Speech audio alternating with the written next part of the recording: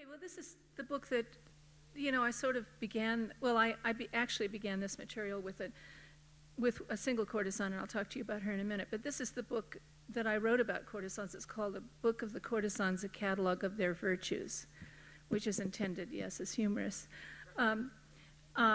sort of in defiance of the old idea of female virtue, which only has to do with chastity.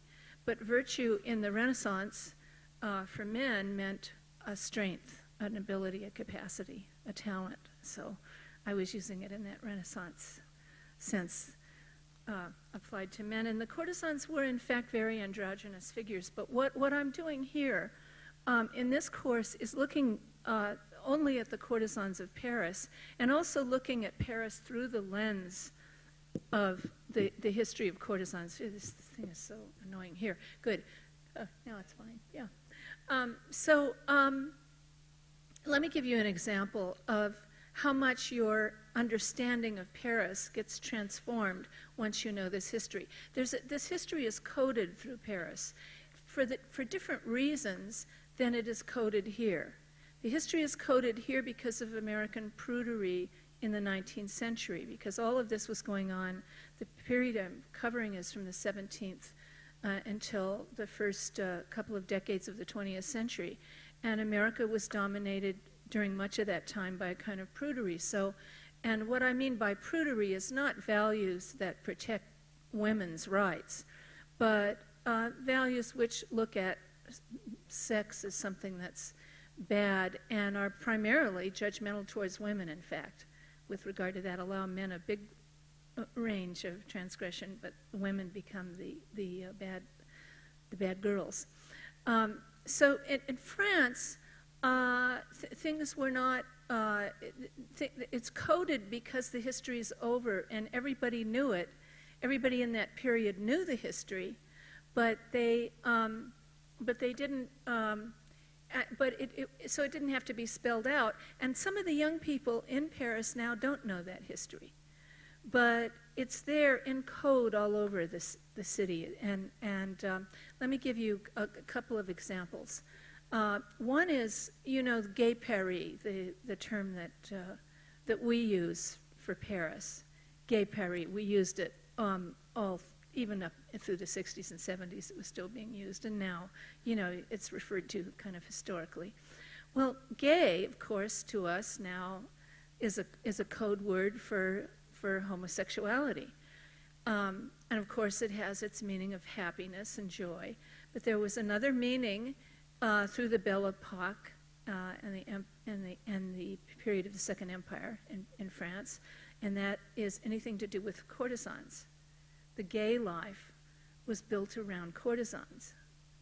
And there is a link between the gay movement and the courtesans, because many of the courtesans were good friends with gay men. There was a continue, and many of the courtesans also were bisexual and had notorious affairs and made lesbianism kind of fashionable in Paris during the Belle Epoque. So that'll give you a taste. I'm just going to tell you one quick story and then end, and that is that because it links into so many other, well, my material and Larry's are going to be very continuous, but also with the course on music, you know. La Traviata, which is one of my favorite operas by Verdi, was based on a play written by Alexandre Dumas fils. He first wrote it as a novel and then as a play. When Verdi went to see it, he based Traviata. He wrote his own story that's very similar to Dumas fils' story. Dumas fils based his story on a real woman and an affair that he actually had with her. And so she's one of the courtesans we're going to be studying in Paris, and there are many sites in Paris that I can describe in relation to her history. The Church of the Madeleine, the Boulevard Madeleine, the Place Vendôme, and Palais Royal all have significant parts of her history. And you understand those places better when you understand them in relation to her history. So the course will be a lot of fun, but it also will be serious. I mean, we're looking at a number of issues, including the use of woman as a symbol for a whole kind of development, both of democracy and of a kind of spirituality longing for more feminine values and for nature. So all of those things come together, for instance, in the Art Nouveau movement. And I know my time's up, and I'm just going to say also that there's no reading at all required for the course, but what I'm going to ask you to do as students is to act a little bit as detectives, which is what I did in the process of assembling this work.